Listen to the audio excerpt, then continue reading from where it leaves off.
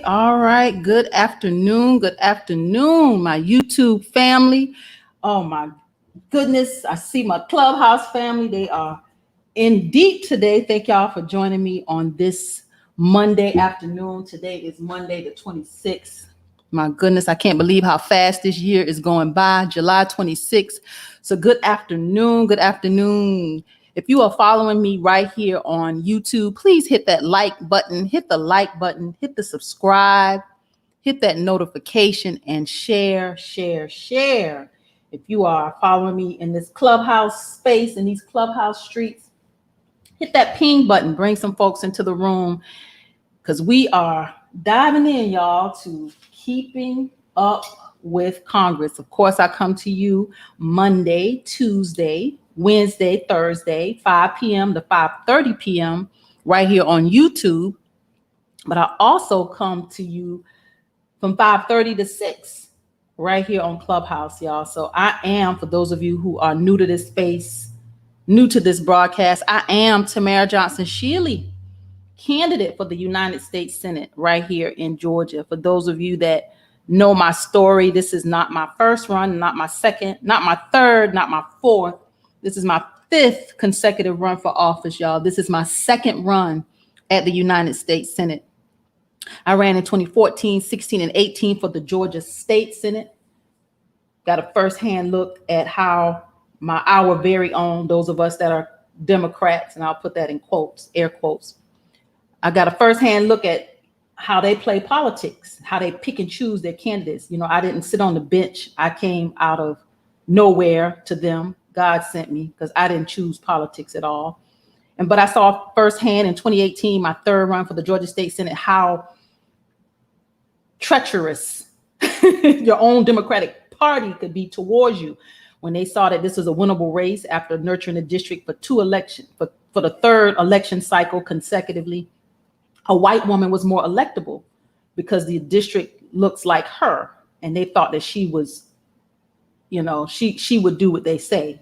I'm a little different. I think for myself. I don't let somebody tell me how to think. I think for myself. So they put their hand on the scale, their thumb on the scales, and tipped it. And I was defeated in 2018, but God had a plan. Went back to school in 2018 and got a law degree from Emory University.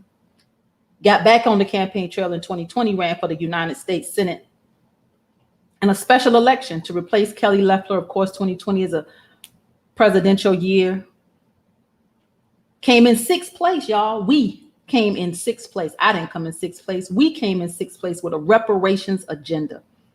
I was bold enough to travel around the state and have conversations in rural Georgia, where we are quite concentrated in certain parts of rural Georgia. Those of us who are descendants of chattel slavery, we're quite concentrated in certain parts of rural Georgia, but then there's certain parts where we have to be out of there before it get dark. People know when you in town, because that's how small it is, and that's how white it is. But nevertheless, we came in sixth place in 2020 with the reparations agenda. But this time, 2022, y'all, I'm excited about it, because this is a race that we can absolutely win. This is a legitimate primary. Raphael Warnock, the Senator Reverend himself, became the front runner, won this race in 2020. But this time he legitimately has to be primaried. And thus far, we are the only challenge that he has. So I'm excited, because this man went to Washington without a specific agenda.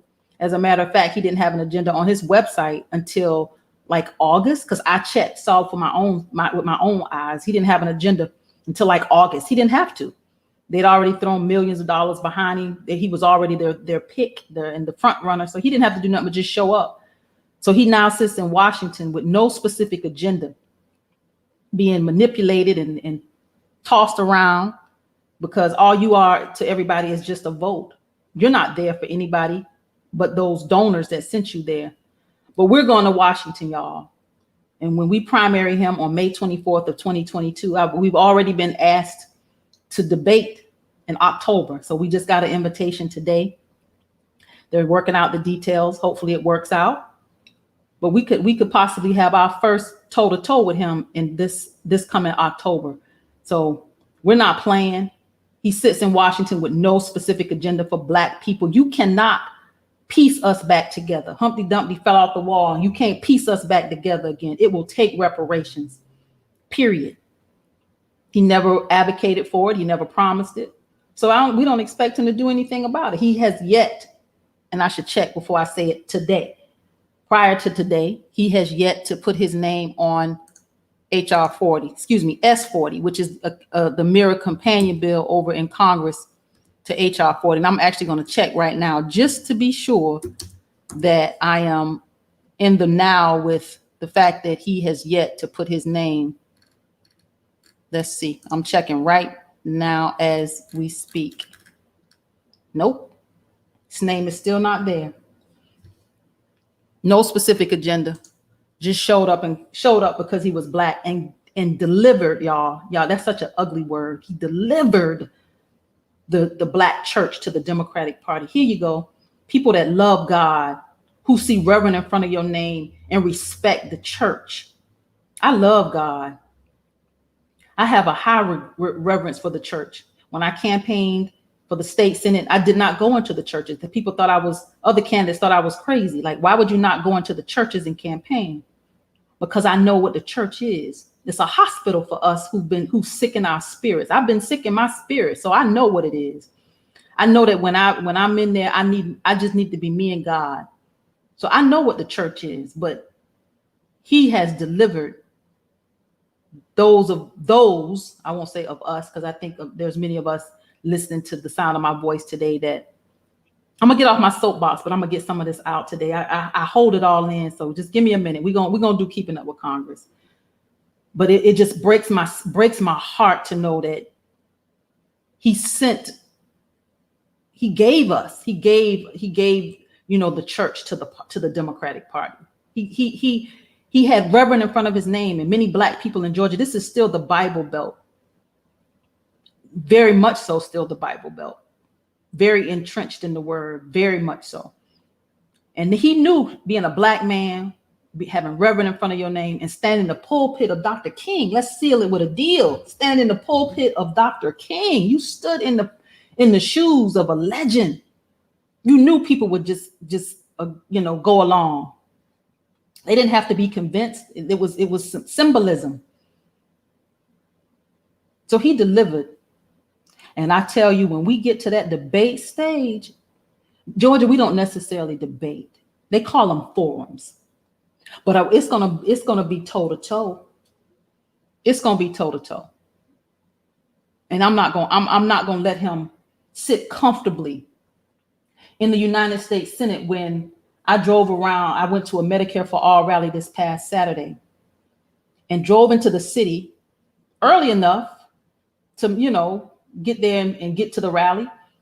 But I ended up riding around for about 30 minutes, y'all. And I rode around in the city of Atlanta, the Black Mecca, the city of Atlanta. And when I tell you the homeless population in the city, y'all, all I could do was just ride and I had somebody on the phone. I was like, I can't believe what I'm seeing. There was one man laying on the ground, on the sidewalk, naked from the thigh down. And people walking past him like it was nothing. I'm like, that man is naked. And y'all walking past, driving past like it's nothing. People sleeping with blankets and on the sidewalk and in corners and like it's nighttime and they at home. These people are sleeping and living on the streets of Atlanta, the Black Mecca. I was late for the rally. It's like I said, I got there early enough to be there and be on time. I was late. And when I got to speak at the rally, I couldn't shake it. I couldn't shake what I just experienced. They gave me the bullhorn to speak, and I had to speak about Medicare for all, but I couldn't shake the spirit of those people who can't fight for themselves. So I tied it into my Medicare for all, but those were Black people. I think I may have saw one white person. I don't know. There was so many Black people. I just couldn't believe that y'all let this is happening in the city of Atlanta. Senator Reverend Raphael Warnock, where directly across the street from your church is a homeless camp. And I posted this on Facebook. And when I tell you they came for me, oh, his folks, they came for me. But I appreciate y'all who follow me on Facebook, who know how to clap back. Clap back. Because we're not going to let him sit there in Congress and not get this right. We're just not. We're not. So I'm going to get off this soapbox I'm on. We're going to keep up with Congress. Let me bring you guys some reparations information, y'all. I'm sorry, I had to get that out. I think I've been bubbling over. In order to do this, there's a side of me that I have to get mad, because that's honestly not even my personality. I come from the beauty and barber industry, where I was a nail tech for 18 years. All I wanted to do was make you look good. Like when you left me, you was the bomb. You left my shop. I had my employees. You was the bomb. That was my job, to make you look and feel good. Now I get so angry at what I see that it bubbles up and it bubbles over. So I appreciate you guys for giving me an opportunity to share this. I see everybody that's joined me in the room. I will come to you live on Clubhouse in about 14 minutes. But let's do some keeping up with Congress. For those of you that follow me, I like to bring you some reparations information. So this is an article about Detroit. We are following this more, the Mayor's Association. You haven't heard about this mayoral group that have gotten together for reparations. Y'all look it up. It's called MORE, M-O-R-E. And this mayoral group consists of mayors from around the country. They see this, y'all, as the opportunity that it is. First of all, that's why we have to get direct payments. Because I'd be damned if y'all money should be funneled through the city like it's being done in Lenontown, Georgia, right here in Athens, because they got a model, y'all. Let me fill you in. They got a model. The city of Athens, Lenontown, Georgia. Lenontown was a part of Athens, a community in Athens. It wasn't a legitimate city, but it was a community in Athens that was Black. But the UGA, the University of Georgia, decided they wanted the land. So they pushed these people off their land so they could build a damn dormitory and a freaking parking deck. Pushed these legitimate Black community off their land to create a parking deck and a dormitory. So these descendants today are finally getting some restitution. They're finally getting something. But there's a gratuities clause in the Georgia Constitution that won't allow the cities to pay them what they owe them because of what happened to them. So the monies in 2022, y'all, the monies that should be going to these descendants of Lenontown, I'm gonna tie this back into the mayors. The descendants of Lenontown, y'all, the money that should be going to these people, to their children, their children's children, their grandchildren, their great-grandchildren, the monies that should be going to these people, this money now is being funneled through the city of Athens. So when I tell you this MORE coalition of mayors, they got a model, because they see how Athens done took this money from these people, right? They're going to do broadband for the city. They're going to give the city workers an increase of $15 an hour, something. They're getting an increase of hourly increase. And they're going to build a damn cultural center with those people's money. The monies that belong to these people of Lenontown, the descendants, that's what they're doing with their money. So this kind of stuff angers me, because this is happening right here and right now. So this MORE, this coalition of mayors, y'all better keep your eyes on them. You see Evanston, they didn't get it right. Evanston was the first city to throw this out. Evanston didn't get it right. What is it, $25,000 going to people for home improvement or a down payment? I heard people can't even afford to live in the city of Evanston. So who the hell gonna get this $25,000 and be able to do something with it? And then it's Black people. But who's Black? How do you define who's Black? You see the problems with this money being distributed through cities. You see it, we see it. This money has to be direct payments. We don't want another damn program. I don't want another program. I don't want to see another program. We got enough programs through these money's being funneled through these quote unquote nonprofits where people profiting off the nonprofit. So pay attention, y'all. So this article is about Detroit. So Detroit, the reparations ballot placement is met with support and criticism. I'm off my soapbox, y'all. I'm trying today. It says reparations is absolutely about the money, but it's bigger than money. It's about repairing the harm, repairing the trauma, repairing the oppression. This is from Yusef Shakur. He's a Detroit resident. The article goes on to say Detroit City Council President Pro Tem Mary Sheffield introduced the proposal that was passed unanimously by council members on Tuesday, July 20th. Sheffield said Black Detroiters are old and the commission will study ways to create generational wealth. Like I say, who's Black? The proposed question reads as follows. So this is the question that will be on the ballot once they get past the process of what it takes to make it a ballot initiative. The question will read, should the city of Detroit establish a reparations committee to make recommendations for housing and economic development programs, another damn program, y'all, that address historical discrimination against the Black community in Detroit? Another damn program. Cut the damn check. I'm not going to Washington playing pity pat with the Democrats. I'm not going to Washington and going round and round with Republicans. Cut the check. This article goes on to say the measure is receiving some criticism from Michigan Southern Christian Leadership Conference President Reverend Aaron McCarthy. He says, yes, we deserve to have a committee, but I think that committee should be elected just like any other body, said McCarthy. Just like the city council was elected, just like the charter commission was elected, I think it should be elected too, and it should be elected from a body of Detroiters. Reverend McCarthy told CW50 he believes the idea of reparations is being taken too lightly, and more needs to be done to ensure restorative justice for Black Detroiters. Goes on to say, my recommendation for everybody right now, and I'm going around saying it, we don't need to vote on that right now, said McCarthy. Right now, we need to give a pass on that until we get something that's more concrete and that's directed towards the reparations toward the Black folk. The article goes on to say the resolution now moves to the Election Commission for consideration. If the measure passes the commission's legal review, then it will be sent to the county clerk for ballot placement. So this is about to be on the ballot in Detroit. Another damn program. See, I'm telling you, programs, nonprofits, y'all, it's a scheme.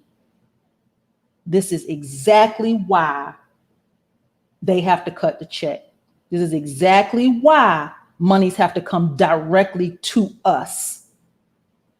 This is exactly why, as a part of my agenda, we will have a database, because we are not a lost people. They know who we are. Hell, we know who we are. I'm almost 49 years old, and I can tell you stories. My aunt, my mama's oldest sister, done told me about growing up in the slave quarters. She just called it the quarters. When I got grown and old enough to understand what she was saying, she was telling me stories about the quarters all my life, and I didn't know she was talking about the slave quarters. So I got stories. We all got stories. We know who we are. We're not a lost people. So pay attention, Detroit. Anybody y'all know in the Detroit area, pay attention. This money needs to go directly to descendants, and it's not. They just said it. Economic, housing and economic development programs.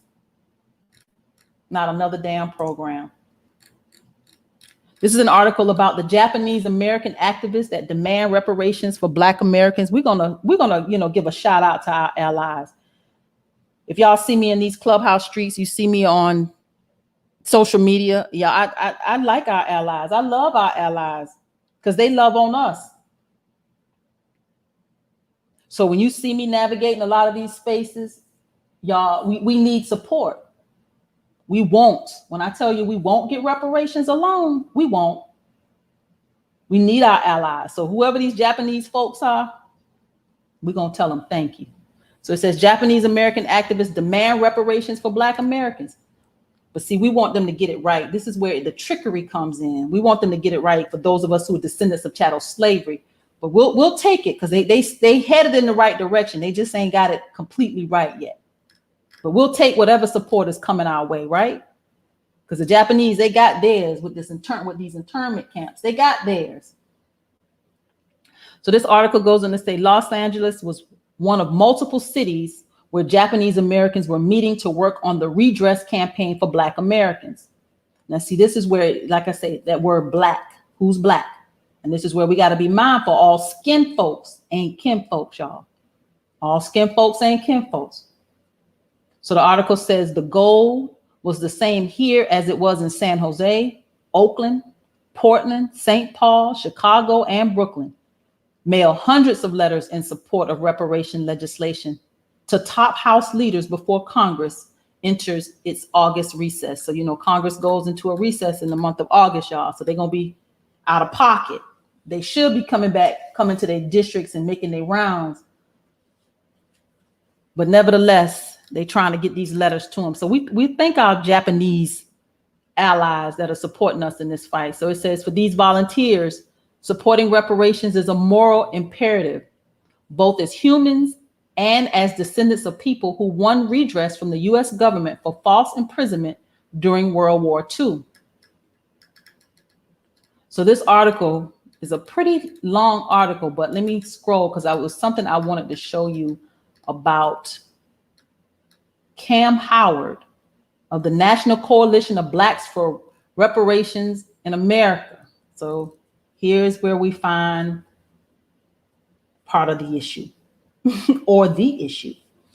So this is in Cobra. Said it's important to keep up momentum for the bill, which is why we've heartened to see the mobilization by Japanese American activists. So they're behind the push to get the Japanese Americans to help us in this fight. But here's where we have to push, those of us who are descendants of chattel slavery, and say, wait a minute. All skin folks, again, ain't kin folks. And then Cobra has this, and I'll let somebody else kind of dive in. I try not to whoop on them too bad, but I'll let y'all chime in on it in just a few minutes. In about 3 minutes, I'm gonna open up the clubhouse space. But they're behind getting the Japanese to support us in this fight. And we're gonna have to take it. You know, in politics is a strange beast. It's a real strange beast because they make strange bedfellows. Ugh. So maybe they help us, and then we do what we need to do to help them realize that, because when we get to Congress, and you know, when this bill actually HR 40 or S40, if it makes it beyond where it is, and these Republicans and conservatives gonna ask the question that we hear all the time. So who is old? They're not gonna want to pay all Black people. They're not gonna pay all Black people. Hell, they don't even want to pay us, the descendants of chattel slavery, who they owe. They don't want to pay us. So we already know they're not going to pay all Black people. So we'll be able to sift it out. You know, we'll be able to sift this out, but we got to get to Congress to do it. We got to get to Congress to do it. So, you know, this article again it's a pretty lengthy article. And I did not get to any bills today. Actually had some committee hearings that I wanted to share with you. Let me see if I can run a few of them by you. I'm going to get off my soapbox. Again, I am Tamara Johnson-Shealy. Let me share some committee hearings with you coming up this week. This is the law enforcement experience on January the 6th. This is in the House Select Committee to investigate the January 6th attack on the United States Capitol. It is Tuesday, the 27th at 9:30 a.m. The attack on the U.S. Capitol, that committee hearing is Tuesday, July 27th, 9:30 a.m. Another hearing in the House Judiciary Committee is a fine scheme. Is how court imposed fees and fines unjustly burden vulnerable communities. Let me make my screen larger for you on Clubhouse. For you on YouTube. It's how courts impose fees and fines unjustly burden vulnerable communities. This is the House Judiciary Committee. It is tomorrow at 10 a.m. Eastern Standard Time. On another hearing on Tuesday, the 27th, 10 a.m. is the hearings to examine building on lessons learned from the COVID-19 pandemic, focusing on the path forward. So this is the Senate Health, Education, Labor, and Pensions Committee. Hearings to examine building on lessons learned from the COVID-19 pandemic, focusing on the path forward. It's 10 a.m. on tomorrow. Another House committee meeting is the Wealth for the Working Class, the Clean Energy Economy. This is the House Small Business Committee. It's Tuesdays tomorrow at 10 a.m. Eastern Standard Time. Another committee hearing is the hearings to examine America under cyber siege, focusing on preventing and responding to ransomware attacks. This is the Senate Judiciary Committee. A lot of our cities I've been following have been under attack. Hospitals have been under attack with ransomware. So be mindful that this is something that we definitely need to pay attention to. And the reason why I bring you this kind of information, because I told you we will not get reparations without negotiations. So the reason I do Keeping Up with Congress, because you have to know the players and you have to know the game. So let's keep up with Congress, y'all, on every level. Another hearing is on Tuesday is the promises and perils of central banking digital currencies. For those of you that are following crypto, this is the House Financial Services Committee. Tomorrow, 10 a.m., the promises and perils of central banking digital currency. The House Veteran Affairs Committee has a meeting tomorrow, Tuesday, the 27th, 10 a.m. is Aging in Place, examining veterans' access to home and community-based services. So Aging in Place, the House Veterans Affairs Committee, 10 a.m. tomorrow. Another hearing on cryptocurrency is hearings to examine cryptocurrency. This is the Senate Banking, Housing, and Urban Affairs Committee, 10 a.m. tomorrow. 10 a.m. tomorrow. A few more, y'all. Hybrid hearing on oversight of pandemic evictions, assessing abuses by corporate landlords and federal efforts to keep Americans in their homes. So we are facing evictions all across this country, y'all, behind this pandemic. So here's a hearing addressing the corporate landlords and keeping Americans in their homes. So this is tomorrow at 10:30 in the House Oversight and Reform Committee. Another one tomorrow is the implementation of the Global Child Thrive Act and investing in early childhood development. Those of you who are, associated with early childhood development, home daycares, education. This is in the House Foreign Affairs Committee. It's tomorrow at 2 p.m. in the House Foreign Affairs Committee. A couple more, y'all. This is the addressing historic divestment and the ongoing plight of the freedmen, not us, y'all, freedmen and Native American community. So here's some money. Something's going on with the Native American community, y'all, addressing historic disinvestment and the ongoing plight of the freedmen in Native American communities, y'all. Pay attention. Pay attention. The House Financial Services Committee is tomorrow at 2 p.m. Another one on Tuesday. I'm trying to make sure I give you all the ones for Tuesday. The need to enhance the Voting Rights Act. I was just asked about the Voting Rights Act. This is the House Judiciary. It's tomorrow, Tuesday at 2:30. The need to enhance the Voting Rights Act, practice-based coverage. So this is tomorrow at 2:30 Eastern.